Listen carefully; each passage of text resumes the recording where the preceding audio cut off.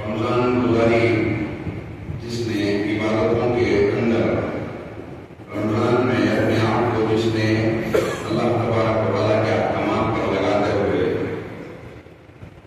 روزے تراویح کیونکہ دن بھر بھوکا رہنا اور اللہ تبارک و تعالیٰ کے نام پر اپنے آپ کو بہت سارے چیزوں سے بچا کر رکھنا اور بہت ساری برائیوں سے اپنے آپ کو روک کر رکھنا اور وہ جو چیزیں حلال ہیں ان سے بھی اپنے آپ کو روک کر رکھنا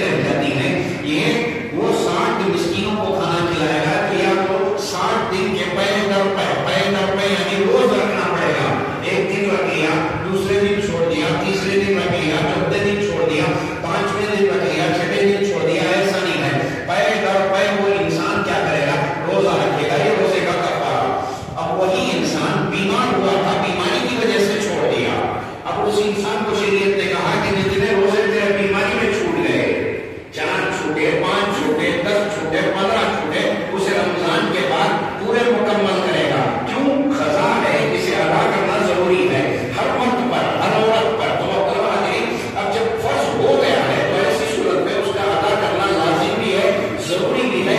نہیں کرے گا تو محترم حاضرین اللہ تبارک و تعالیٰ کے یہاں اس روزے دار کی پکڑ ہوگی جس نے اپنے قضا کو مکمل نہیں کیا. تو اب آگے بڑھتے ہوئے بیماری میں بھی وہ انسان تھے جو بہت زیادہ بیمار تھے، جن کے بھوکا رہنے کی وجہ سے شدت اختیار کرتے ہوئے ان کی بیماری بڑھ جاتی، تو ایسے کو شریعت نے کہا کہ ان کے لیے یہ روزہ معاف تھا.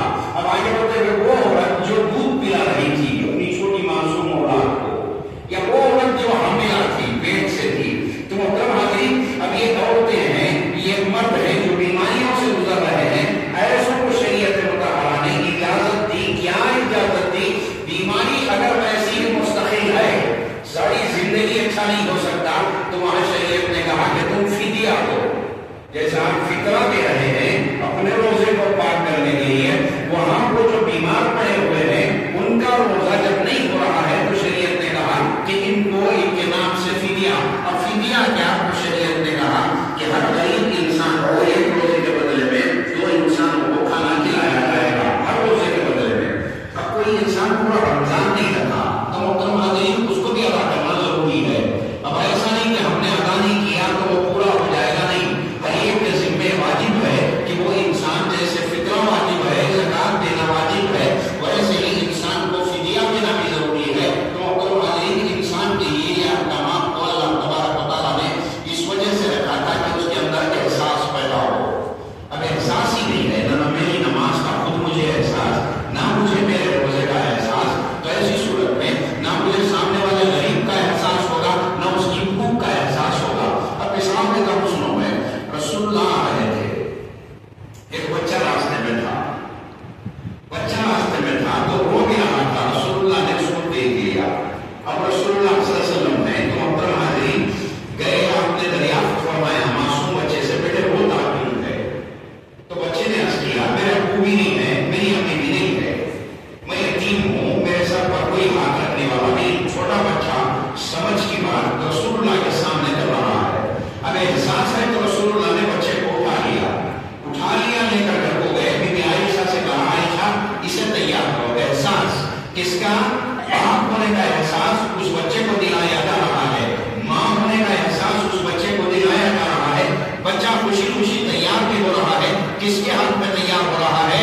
وہ جو کائنات کی سب سے بڑی بیوی ہے ان کے ہاتھ میں، وہ جو کائنات کے سب سے بڑے پیغمبر ہیں ان کے گھر میں. احساس ہے پیغمبر ساری دنیا کو دلا رہے ہیں. تو محترم حاضرین وہ بچہ تیار ہوا تو رسول اللہ صلی اللہ علیہ وسلم نے اسے بجائے چلا کر لے کر جانے کے اسے اپنے کندھوں پر بٹھایا. احساس دنیا کو دلایا کہ جس نے یتیم کے سر پر ہاتھ رکھا قیامت کے دن وہ میرے ساتھ رہے گا. اب جو قیامت میں رسول اللہ کے ساتھ رہے گا اسے کون سی آفت آئے گی، اسے کون سی مصیبت آئے گی؟ قیامت ایک ایسی بڑی مصیبت کا نام ہے کہ جب وہ آئے گی تو انسان پریشان ہو جائے گا، انسان ایسی تکلیف میں مبتلا ہو جائے گا کہ رسول خدا کہتے ہیں کہ انسان سوچ سوچ میں کسی کو سر میں بال کھجانے کی عادت، بال کھینچنے کی عادت، کسی کو کچھ کرنے کی، کسی کو ہاتھ ہلانے کی، کسی کو پیر ہلانے کی، کسی کو کچھ عادت ہوگی. تو محترم حاضرین رسول اللہ ارشاد فرماتے ہیں کہ انسان اپنی انگلی منہ میں لے کر دانتوں میں چبانا شروع کرے گا. تکلیف ہے اسے سمجھ میں نہیں آ رہا ہے، اب وہ چبانا سچ میں چبانا شروع کر دے گا. انگلی اپنے دانتوں سے چاٹ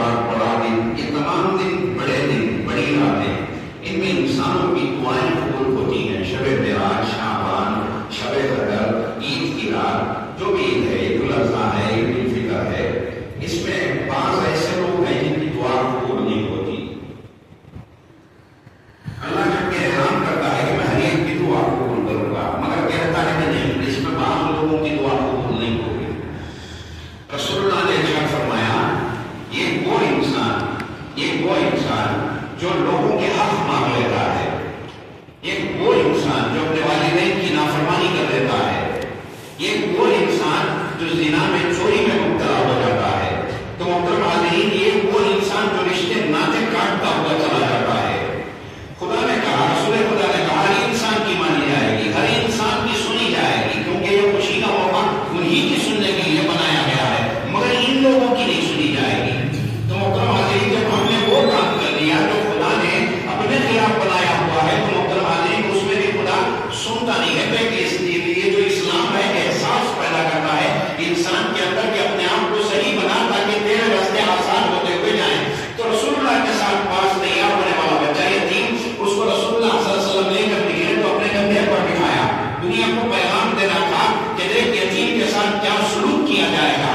اب محترم حاضرین اس بچے کو لے کر آ رہے ہیں، اب لے کر آ رہے ہیں تو وہ یتیم بچہ جو پہلے رو رہا تھا بعد میں مسکراتے ہوئے لوگ جب پوچھتے ہیں کہ تم ایسی سواری پر سوار ہوا ہے، تو محترم حاضرین وہ بچہ سمجھتا ہے، کہتا ہے کہ دنیا کی سب سے بہترین سواری جس کے کندھوں پر میں سوار ہوا ہوں۔ تو محترم حاضرین یہ کہنے والا کون؟ وہ جو بچہ اللہ کے رسول صلی اللہ علیہ وسلم کے کندھے پر سوار تھا۔ تو یہاں دنیا کو بتانا تھا رسول اللہ صلی اللہ علیہ وسلم، عید میری ہی نہیں، تیری ہی نہیں، سب کی ہوتی ہے۔ تو اس عید کے اندر یہ خیال بھی کیا جاتا ہے کہ انسان خوشی کے لمحات خوشی ہی کے طور پر گزارے، ورنہ انسان کے خوشی کے لمحات بھی غم میں، تکلیف میں، مصیبت میں، پریشانی میں گزر جاتے ہیں۔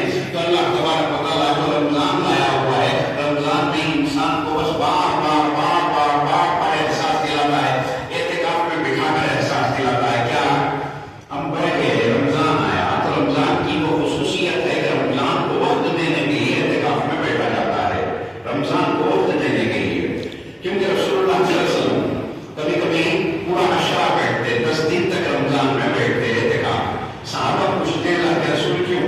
تو آپ دل شوق فرماتے ہیں کہ میں جب رمضان گزر رہا ہے تو رمضان کے ساتھ وقت گزارنا چاہتا ہوں، اب رمضان کے ساتھ آخری عشرے میں وقت گزارنا چاہتا ہوں، تو محترم حاضرین وہ اعتکاف میں بیٹھ جاتے۔ اب اعتکاف میں بیٹھے تو ہوتا کیا، بعض دفعہ بیویاں آتی، کس کی؟ رسول اللہ صلی اللہ علیہ وسلم کی، کہاں؟ مسجد کو آتی، آنے کے بعد اس میں سے ایک بیوی آئے، رسول اللہ کی بیوی آئے، بیوی صفیہ، رسول اللہ اعتکاف میں، بیوی آئی کہاں؟ مسجد کو آئے، بیوی رسول اللہ صلی اللہ علیہ وسلم سے بات چیت کرتی ہے، رات تاریک تھی، اندھیری رات تھی، تو رسول اللہ صلی اللہ علیہ وسلم نے بیوی سے بات چیت کرنے کے بعد اٹھے، مسجد سے باہر نکلے، بیوی کو گھر تک چھوڑ کر آئے، کہاں تک؟ گھر تک چھوڑ کر آئے۔ تو محترم حاضرین ہر چیز میں مسئلے اللہ تبارک و تعالیٰ نے رکھے ہوئے ہیں، سہولتیں اسلام نے دی ہوئی ہیں۔ اب ایسا نہیں کہ ہمیں معلوم نہیں ہے تو ہم کچھ بھی کہتے ہوئے چلے جائیں گے۔ تو محترم حاضرین مسئلے شریعت کے حساب سے، شریعت جو طے کرتی ہے انسانوں کی آسانیوں کے لیے طے کرتی ہے۔ تو اب یہاں رمضان آیا تو انسان کے سامنے کئی مسئلے آ گئے، رمضان کے ساتھ اعتکاف آیا تو کئی مسئلے آ گئے، رمضان کے ساتھ تراویح آئی تو تراویح کا بھی سنو۔ رسول اللہ صلی اللہ علیہ وسلم سے 3 ثابت ہے، آج دنیا کہہ رہی ہے، آج پوری دنیا کہہ رہی ہے۔ اب رسول اللہ نے کہا میں نے جو کیا وہ بھی سنت، میرے خلفاء نے جو کیا وہ بھی سنت۔ اب خلفاء کون؟ ابو بکر، عمر، عثمان، علی۔ اب آگے بڑھتے ہوئے صحابہ کے بارے میں کہا اصحابی کالنجوم، میرے صحابہ ستاروں کی طرح ہیں۔ تم نے یعنی میں نے، آپ نے، دنیا کا آخری انسان پیدا جو ہونے والا ہے اس نے کسی ایک صحابی کو، رسول اللہ کے کسی ایک صحابی کو دیکھ لیا تو رسول اللہ صلی اللہ علیہ وسلم نے ارشاد فرمایا اصحابی کالنجوم، میرے جو صحابہ ہیں وہ ستاروں کی مانند ہیں، بِأَيِّهِمْ اقْتَدَيْتُمْ، تم نے کسی ایک صحابی کی پیروی کری تو تم کامیاب ہو گئے۔ اب یہاں رسول اللہ کی سنت 3 پڑھنا تھا، اب رسول اللہ کی سنت تھی 3 پڑھنا تھا، تو محترم حاضرین وہ 3 کی شکل میں رمضان آیا تو اس نے رسول اللہ کی سنت کو زندہ کر دیا۔ اب وہی بات آئی 30 کی، تو محترم حاضرین صحابہ پورا مہینہ پڑھتے تھے، پورا مہینہ رسول اللہ کے صحابہ پڑھتے تھے۔ تو صحابہ کی بات کو مضبوط کس نے کیا؟ رسول اللہ نے۔ کیا کہا؟ میری بھی سنت سنت ہے، میرے خلفاء کی بھی سنت سنت ہے۔ اب آگے بڑھتے ہوئے کہا میرے صحابہ جو ہے وہ ستاروں کی طرح ہیں، تم نے کسی ایک صحابی کو بھی دیکھ لیا، ان کے نقش قدم پر چلے گئے تو تمہاری زندگی کامیاب ہو گئی۔ تو اب یہاں 3 دن کی بھی سنت معلوم ہوئی، 30 دن کی بھی سنت معلوم ہوئی۔ اب آئی بات 10 دن کی، تو مہدی موت کا مقام دکھایا گیا۔ مہدی موت کا مقام کیوں دکھایا گیا؟ وہاں ارشاد قرآن پاک میں اللہ تبارک و تعالیٰ نے ارشاد یہ فرمایا ہے یوم ندعو کل اناس بامامہم، ہر انسان کو، پوری جماعت کو قیامت کے دن ان کے امام کے ساتھ پکارا جائے گا۔ اب امام 2-4-5 ہزار کی تنخواہ لینے والا تو نہیں ہوگا، امام تو اپنے مقام کا، وقت کا امام ہوگا۔ تو یہاں حضرت مہدی موعود علیہ السلام نے ارشاد فرمایا 3 آپ نے ادا کی۔ رمضان آیا تو مسئلے پیدا ہوئے تو ان کے حل سامنے آ گئے۔ اب حل جب سامنے آئیں گے تو دنیا کو حقیقت معلوم ہوگی کہ رمضان کیا، رمضان کے مسئلے کیا، رمضان کا روزہ کیا، رمضان کا روزہ کیا ہوتا کیا ہے۔ اب رمضان کے روزے سے نقصان ہو گیا تو انسان کو کیا تکلیف ہوگی، اس سے فائدہ ہوگا انسان کو کیا فائدہ پہنچے گا، تمام چیزیں جب ایک مسئلہ آ رہا ہے تو تمام چیزیں۔ اب مہدی موعود آئے، مہدی موعود کا مقام دکھانا تھا تو مہدی موعود علیہ السلام نے 3 ادا کی۔ ارشاد فرمایا رسول اللہ کی سنت ہے میں نے اسے زندہ کیا۔ اب سارے مہدی آئے، عرض کرنے لگے کہ آقا مجھے اور 7 پڑھنے کی اجازت دیجیے تاکہ میں اشرا پورا کر سکوں۔ تو یہاں امام کا بھی مقام بتانا ہے، صحابہ کا بھی مقام بتانا ہے، رسول اللہ کا بھی مقام بتانا ہے۔ تو آپ نے ارشاد فرمایا ہاں آپ 7 مکمل کرو اور اپنا پورا اشرا مکمل کرو۔ تو یہاں 10 ہوئے۔ تو یہاں مہدی موعود علیہ السلام کے ماننے والوں کی پہچان بھی ہوئی، وہی مہدی رسول اللہ صلی اللہ علیہ وسلم کے صحابہ کے ماننے والے ہوئے، اس کی بھی پہچان ہوئی، وہی مہدی اللہ کے رسول صلی اللہ علیہ وسلم کی سنت کو زندہ کرنے والے ہوئے، ان کی بھی پہچان ہوئی۔ احساس ہے تو محترم حاضرین اس 3 کو بھی رکھا، 10 کو بھی رکھا، 30 کو بھی رکھا۔ احساس ہے تو روزے رکھے، احساس ہے تو محترم حاضرین تراویح بھی ادا کی، احساس ہے تو اسی روزے کے بدلے میں صدقے کے طور پر محترم حاضرین فطرہ ادا کیا، احساس ہے تو جو روزہ نہیں رکھ پائے وہ جو انسان بیمار تھے ان کی بیماری کو سامنے رکھتے ہوئے ان کا فدیے کے طور پر کھانا کسی غریب کو، مسکین کو کھلا دیا گیا۔ احساس ہے تو اسی وجہ سے انسانوں میں زکات تقسیم کرتے ہوئے ان کی تکلیف کو دور کرنے کی کوشش کی۔ احساس ہے تو اسی احساس کی وجہ سے ہم نے اپنے آپ کو اپنے اندر جو ہم نے پال کر رکھا ہوا تھا اس کو دھونا چاہا۔ احساس ہے اسی وجہ سے ہم نے اللہ تبارک و تعالیٰ کے احکامات کو مانتے ہوئے پورا رمضان گزارا۔ اللہ تبارک و تعالیٰ نے ہماری خوشی کے لیے عید کے دن کو طے کیا۔ تو محترم حاضرین آج ہم تمام کے تمام یہاں اکٹھا ہوئے ہیں تو ہم کو چاہیے کہ اسی احساس کو لے کر اٹھیں جو ہمارے اندر رمضان کے مہینے میں تھا، اسی پرہیزگاری کو لے کر اٹھیں جو ہمارے اندر رمضان میں تھا۔ رمضان میں جیسے ہم ہر چیز سے ڈر رہے تھے، اللہ تبارک و تعالیٰ کا خوف ہمارے دل میں تھا، اسی خوف کو رکھتے ہوئے آئندہ آنے والے 11 مہینے میں عام اطمینان کے ساتھ، پرہیزگاری کے ساتھ صحیح گزارنے کی کوشش کریں، کیونکہ رمضان میں اللہ تعالیٰ نے انسان کو تھوڑا راستہ چلا کر دکھایا کہ بھائی تجھے چلنا ایسے ہے۔ تو محترم حاضرین ہم کو چاہیے کہ جو رمضان کے پورے مہینے میں ہم نے اپنے آپ کو بچایا، اپنے آپ کو محفوظ رکھا، اپنے آپ کو گناہوں سے بچانے کی کوشش